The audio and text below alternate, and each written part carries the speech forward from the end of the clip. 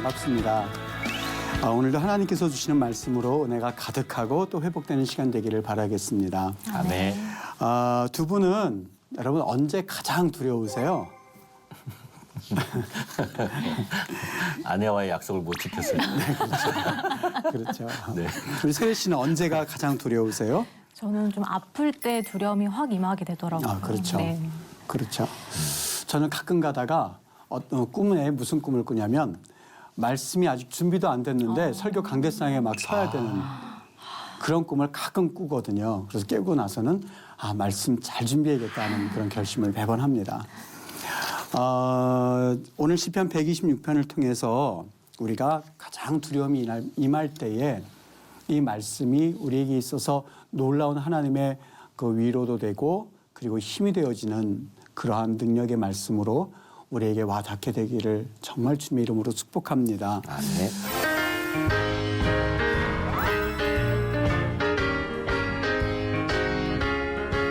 제가 아직도 기억에 남는 몇 가지 기도 제목이 있는데 한 두세 가지만 잠깐 소개를 해보고 그리고 그 소개함으로써 오늘 시편을 같이 이어가도록 할게요. 어떤 기도 제목이 있었냐면 어느 성도님이에요. 자매님이신데 그분의 남편이 돌아가셔서 이분이 재혼을 하셨다고 그래요. 그런데 그 재혼하신 남편은 곧 교도소에 가게 됐고 그리고 그 아드님은 일하다가 전기 화상을 입어서 그래서 목사님 기도해 주세요라고 하는 그런 사연이 올라왔던 게 기억이 되더라고요. 어느 권사님이 찾아오셔서 목사님 기도해 주세요라고 하시는데 권사님 기도의 제목 말씀해 주세요 이렇게 말씀을 드렸더니 기도의 제목은 아직 말씀도 못 하신 적에 눈물만 툭툭툭툭 흘리는 분도 본 적이 있거든요. 오늘 여기 앉아 계신 여러분들은 혹시 내 삶 가운데서 고통은 없으신가? 그리고 그 고통이 있다면 그 고통을 어떻게 이기시는가? 라고 하는 것을 제가 한번 질문을 던짐으로써 오늘 강의를 시작하려고 합니다.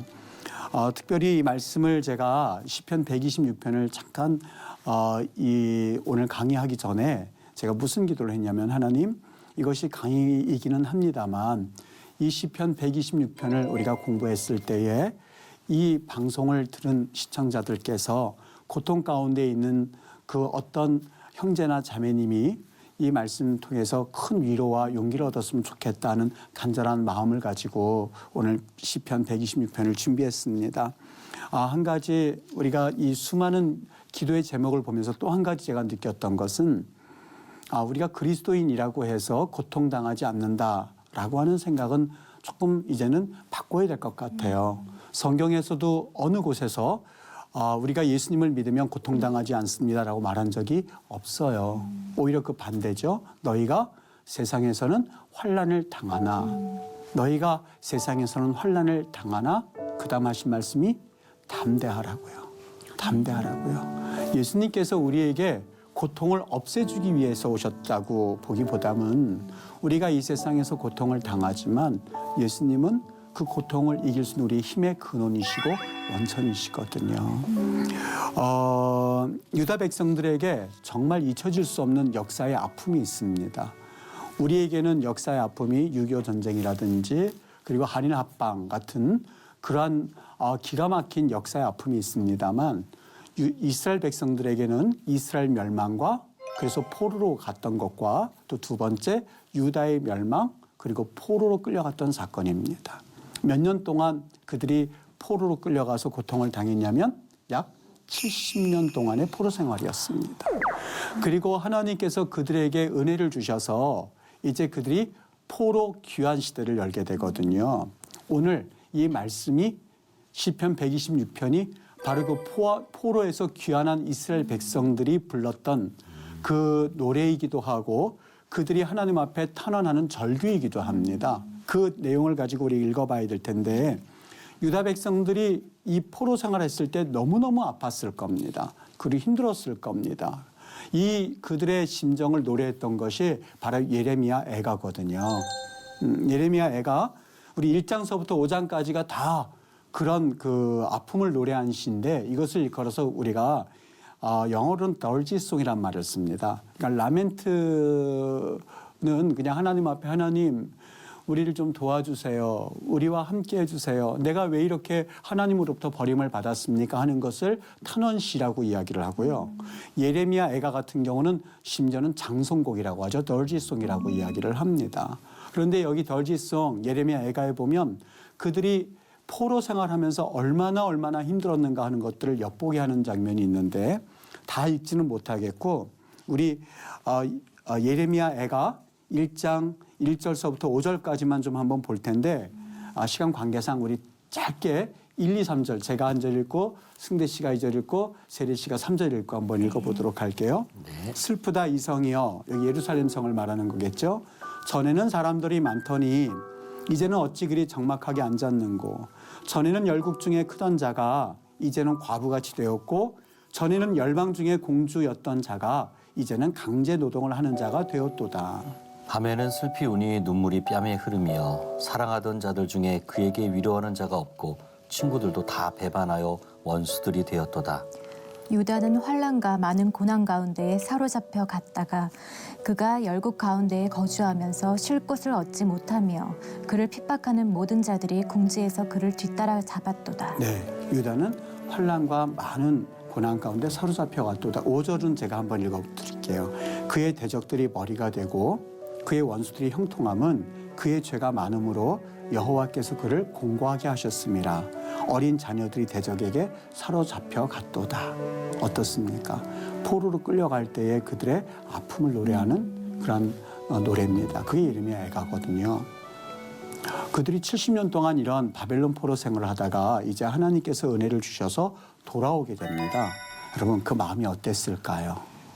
너무 좋았겠죠. 흥분이 됐겠죠. 우리 1945년 8월 15일 날 대한민국의 거리에 이 벽보가 붙었다고 합니다. 곧 중요한 발표가 있으니 들으라고 하는 그러한 벽보였습니다.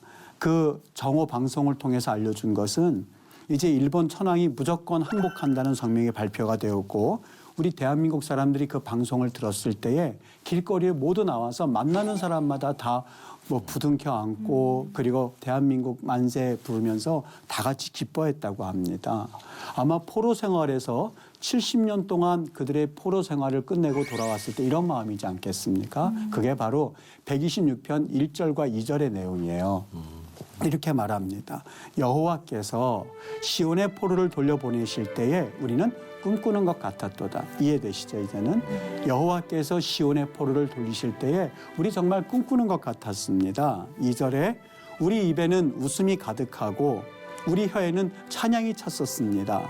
그때의 문나라 가운데서 말하기를 여호와께서 그들을 위하여 큰 일을 행하셨다. 과거에는 이스라엘을 비방하던 민족들이었거든요. 근데 그들이 포로 생활에서 돌아오는 것을 보면서 얼마나 기뻤는지 그들이 말합니다.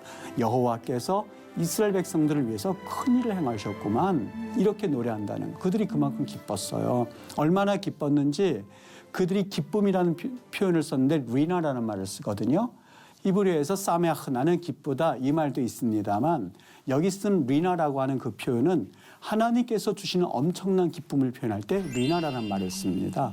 그래서 1절, 3절, 2절, 5절, 6절에 보면 이 하나님이 주시는 기쁨, 리나라는 표현을 3번이나 반복했어요. 제가 이 단어를 얼마나 좋아하는지 제 자녀 이름을 이 리나라고 이름을 붙이기도 했습니다. 하나님이 주시는 기쁨, 또 하나님이 주시는 만족감, 그리고 정말 이 하나님이 주시는 기쁨이 얼마나 큰지를 좀 한번 너도 경험해봐라는 의미에서 그 이름을 줘줬거든요. 그런데요, 여기 보세요. 이제 그들이 포로에서 돌아왔어요. 마음이 너무너무 기뻤어요. 흥분이 됐어요. 그런데 1차 포로로 그들이 귀환을 하고 나서 1차 포로 귀환이 됐거든요. 그러면 2차 포로가 그 다음 또 이어져야 되잖아요. 근데 2차 포로가 쉽게 이루어지질 않는 거예요. 자그마치 역사에 보면은요, 79년이 지나서야 2차 포로 귀환 작업이 이루어져요. 그들이 바벨론 포로 생활을 몇 년이 했다고요? 70년을 했어요. 그런데 그 다음 1차 포로가 오고 나서 2차 포로가 다시 귀환될 때 자그마치 79년이 걸렸습니다. 그나마 예루살렘에 있었던 백성들이 바벨론에 가서 포로 생활할 때는 아버지, 엄마, 할아버지 그래도 외국 땅이지만 함께 있었던 기쁨이 있었거든요. 근데 지금은 어떻게 보면 생이별이 될 수도 있는 기가 막힌 상황에 처한 거예요. 돌아와서 우리 아버지, 우리 어머니가 이제나 어제나 돌아올까 생각했는데 79년 동안 2차 포로 귀환이 이루어지지 않았던 거예요. 그 마음이 어땠겠습니까?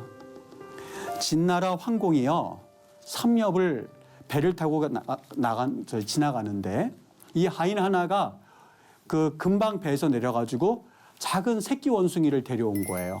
너무 예뻐가지고 아무 생각 없이 데리고 이제 배를 타고 가는데 좀 뭐가 이상하더래요. 그래서 뒤를 쳐다보니까 이 새끼 원숭이의 어미 원숭이가 이 배를 쫓아서 그냥 막 나무를 타고 달려오는 거였었어요.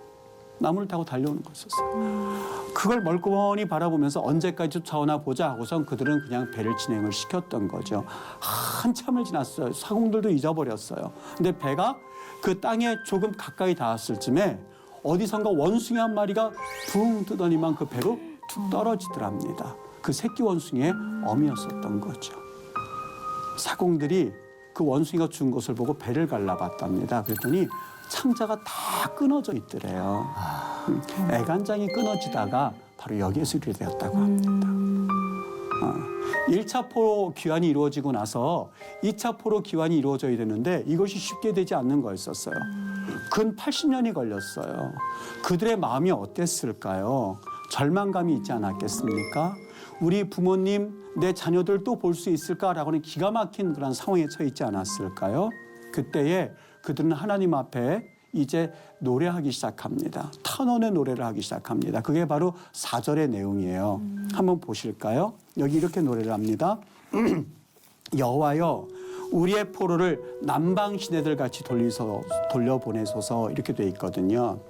여기 한 가지, 이 말씀이 그렇구나, 탄원의 노래이건 하는데 우리의 포로를 돌리실 때에 남방 시내 같이 돌리소서, 이 말씀은 쉽게 이해할 수 있는 그런 표현은 아닌 것 같아요. 왜냐하면 이스라엘의 지리를 제가 잠깐 설명할 테니까 들어보세요. 이스라엘은 예루살렘을 중심으로 해서 북쪽 이스라엘과 남쪽 유다로 나뉘어집니다. 그런데 북쪽 이스라엘의 모습이 어떠냐면요, 북쪽 이스라엘은 강수량이 대략 500에서 600mm 정도 돼요. 그러니까 그 땅이 그래도 참 비옥하거든요. 남쪽 유다는 50mm 정도밖에는 되지 않습니다. 1년 강수량이요. 그러니까 그 얼마나 척박한지 그 사막길을 건너는 사막길을 걸을 때 모습과 똑같습니다. 이스라엘 처음 내리셔서 타바국에 내리셔서 예루살렘까지 갈 때에 한 5시간을 차를 타고 가거든요. 근데 뭐라 그럴까요? 아주 푸른 풀밭 하나 보지 못할 만큼 사막으로 다 펼쳐져 있어요. 이런 게 바로 이 남쪽 지역의 남방이라고 말하거든요. 네게브라고 이야기를 하는데 이것을 우리나라 말로 번역할 때 남방이라고 그랬습니다. 그런데 한 가지, 하나님께서 분명하게 이 시를 지었을 때 이 시편의 마음을 우리가 알기를 원하실 텐데 이 마음을 좀 어떻게 하면 알 수 있을까 하다가 이런 생각을 한번 해봤는데요. 그들이 하나님, 우리의 포를 돌리실 때에 북쪽에 있는 그 시내처럼 우리를 돌리소서 하는 말은 좀 이해가 돼요. 왜냐하면 북쪽에는 비가 500에서 600mm 정도 되거든요. 그러니까 그 말은 되는데 왜 그 풀뿌리 하나 없고 나무 하나 없는 그 남쪽 지역에 그 지역을 통해서 시내란 말을 썼을까 하는 게 너무 궁금했던 거예요. 승대 씨께서는 궁금하지 않습니까? 궁금하죠. 지금 듣고 나니까 조금 궁금하시죠? 네. 왜 하나님이 굳이 이 시편 신앙인이 왜 굳이 남방 시내 무슨 시내가 있단 말인가? 거기에 무슨 물이 있단 말인가? 왜 그랬을까? 저도 이게 굉장히 궁금했어요. 그런데 제가 지난 시간에 아까 말씀을 드렸는데 시내라고 했을 때 두 가지가 있다고 말씀을 드렸어요. 하나는 나하르, 강이 있고요. 하나는 나할이 있습니다. 나할은 여름에는 물이 흐르고 있지 않다가 겨울에는 물이 흐르는 것을 걸어서 나할 그럽니다. 사진 한번 보여드릴 텐데 나할의 모습이 어떠냐면요. 차가 차를 타고 지나가는데 옆이 절벽으로 돼 있어요. 이게 길인가 보다 생각하는데 그게 길이 아니고요. 겨울에 사막에 물이 흐르는 장소가 바로 우리가 지나는 그 길이라는 것을 나중에서야 사람들이 듣고 깜짝 놀랍니다. 이거 한번 보여주실까요? 여기 보면 잘 보이는지 모르겠는데 요로 해서 지금 여기 이렇게 절벽이 있죠. 이게 바로 그 이 물이 지나는 장소의 이 벽이에요. 그리고 여긴 물이 흐르고 있거든요. 그러니까 겨울철에 심심찮게 이스라엘 신문에서 나할 지나다가 관광객이 물에 휩쓸려서 죽은 기사들이 몇 개가 나와요. 겨울에 이게 길인 줄 알고 지나가다가 갑자기 사막 한가운데 비가 내리기 시작하면 50mm이지만 이것이 물이 모아져서 큰 홍수를 이룹니다. 얼마나 무서운지 동영상에 들어가셔서 혹시 이스라엘 지역의 나할, 계절천 이렇게 치시면 그 물살 크기가 엄청나게 무섭게 흘러가는 것을 보게 됩니다. 한 번은 이스라엘 국영 방송에서 이 비가 내리는 광경을 이 네게부 지역에 비가 내리는 광경을 보여준 적이 있었거든요. 천지창조 보셨습니까? 천지창조를 보면 이 땅이 왔다 갔다 하는 게 보여요. 그 사막 한가운데에 이 땅이 왔다 갔다 하는 것처럼 그걸 보여주는데 얼마나 그 광경이 장엄하기도 하고 무서웠는지 모릅니다. 바로 그것을 말합니다. 우리 학생들하고 같이 성지순례를 간 적이 있었거든요. 성지순례를 가는데 그 길이 끊어진 거예요. 길이 없어졌어요. 저 이 기사님이 어떻게 하나 봤더니 전화를 해가지고 저쪽 길에 있는 사람들을 불러서 중간에 만나서 버스를 데리고 가는 걸 봤습니다. 물었어요. 기사님, 왜 여기 길이 없어졌나요? 그랬더니 겨울철에 비가 한번 내리면 그 길 도로가 완전히 없어진대요. 유실된대요. 그렇기 때문에 이런 일은 이스라엘의 겨울을 한번 지나고 나면 흔히 있는 일이라고 하면서 껄껄대더라고요. 바로 이걸 말하고 있었던 겁니다.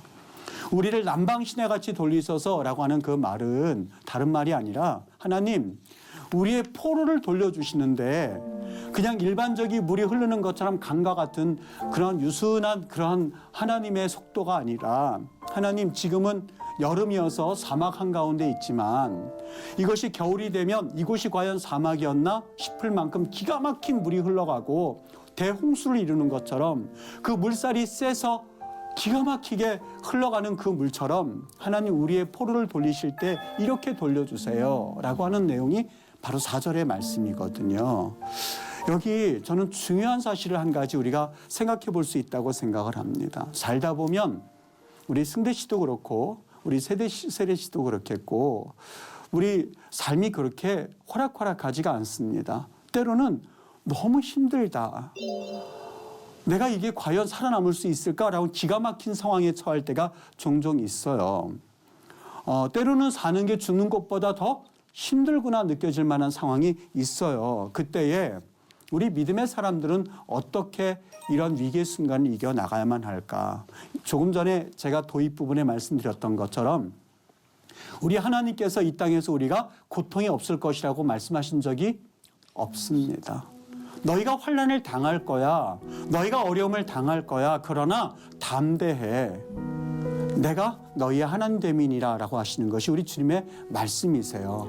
주님이 내가 세상을 이미 이겼다라고 말씀하셨어요. 그래서 그분을 바라보면서 우리는 세상을 이겨나갈 힘을 얻는 거죠. 믿음의 사람들은 바로 이것을 일컬어서 믿음의 사람들이라고 생각을 합니다. 아브라함에게 하나님께서 부르셨어요. 아브라함아, 아브라함아. 지금 아브라함은 하나님께서 아들을 주신다고 하셨는데 아들이 없으니까 너무너무 답답했던 거예요. 하나님이 텐트 밖으로 불러내셨어요. 창세기 15장에 보면 아브라함아, 저 하늘을 바라볼래? 별들 셀 수 있니? 아니요. 저 별들을 어떻게 셉니까? 그렇지. 저 별들을 셀 수 없는 것처럼 네 후손들이 그렇게 될 거야 라고 하면서 시청각 교육을 시켜주셨거든요. 오늘 시편의 신앙인은 바로 과거에 언젠가 한번 봤었던 듯한 그 시내 광야 그리고 그 시내에 있는 남방에 있는 시내를 보면서 하나님 앞에 탄원하기 시작했던 거예요. 어떤 탄원이요? 하나님, 지금 내 인생의 사막이 왔습니다. 포로 귀환이 이루어진 듯 했으나 그것이 점점 늦춰지고 있습니다. 내 인생의 사막의 길을 내가 걸어가고 있습니다. 하나님, 우리 하나님, 내 이 고통을 완전히 잊을 만큼의 하나님의 또 다른 역사를 우리가 기대하겠습니다. 그리고 사막을 잊어버릴 만큼의 그 놀라운 하나님의 역사를 광야 한가운데서 보여주시는 것처럼 하나님 우리에게도 그런 은혜를 주옵소서라고 하는 것이 시 126편의 내용입니다. D.L. 무디가요. 한번 답해 보세요. D.L. 무디가 깨진 항아리에 물을 어떻게 담을 수 있겠느냐고 질문한 적이 있습니다. 깨진 항아리에 물을 계속 담을 수 있을까요? 없어요. 없습니다 하고 사람들이 대답했어요. 아니요. 방법 한 가지가 있습니다. 물이 콸콸콸콸 쏟아지는 곳에 그 항아리를 갖다 두면 빠져가는 양보다 그 들어오는 물이 많을 때는 그 항아리에 물이 넘쳐날 수가 있습니다라는 이야기를 한 적이 있어요. 세상이 아무리 힘들고 어려울 때에 우리에게는 수돗물과 같은 하나님의 은혜를 바랄 때에 우리는 이 세상에서 승리할 수가 있는 거죠. 이 땅은 사방으로 막혀져 있다 할지라도 하늘로 뚫려져 있는 하늘에서 내려지는 그 하나님의 은혜를 구할 때에 우리는 정말 주님의 은혜 가운데에 성령 충만하게 이 세상을 이길 수 있다고 봅니다. 어느 사모님 이야기예요. 이 말씀을 드리고 마치도록 할게요. 사모님께서 개척교회를 목사님과 같이 섬기다가 암에 걸리신 거예요. 얼마나 마음이 아프시겠어요. 목사님이 원망스럽기도 하고 나를 이렇게 고생시킨 내 남편이 너무너무 밉게도 느껴졌겠죠. 어느 날 목사님이 사모님께 오시더니만 노트 한 권을 꺼내 주시더랍니다. 여기에 당신이 감사할 제목을 한번 적어보라고. 사모님이 무슨 감사의 제목이 있었겠어요. 한동안 쳐다보지 않다가 며칠 지나고 나서 그 노트를 가져오셨답니다. 다시 가져와서 그래 한번 써보자. 첫 번째 쓴 내용이 뭐냐면 하나님, 제가 육신은 이렇게 몹쓸 병에 걸렸지만 내가 하나님으로부터 영혼 구원받은 것에 감사합니다. 첫 번째 감사의 내용이었대요. 두 번째 감사의 내용, 하나님, 내 자녀들 한 번도 잘 입혀보지 못하고 잘 먹이지는 못했지만 이 자녀들이 속색이지 않고 그래도 공부하면서 그리고 부모에게 순종하면서 자라날 수 있도록 하는 그런 은혜를 주셔서 감사합니다. 두 번째 감사의 내용이었다.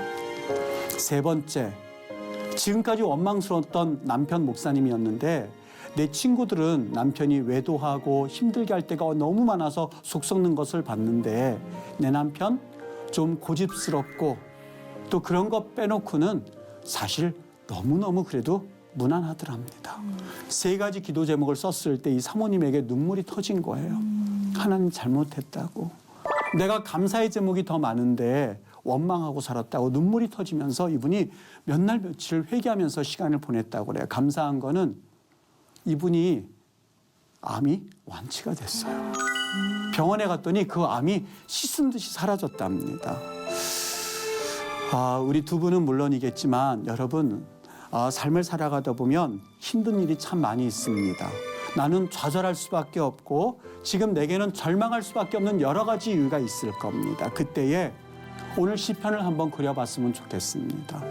그들이 포로에서 막 회복되어서 왔습니다만 또 다른 절망감이 그들을 엄습해 왔을 때에 오늘 신앙인은 하나님 앞에 기도하기 시작합니다. 어떻게 해요?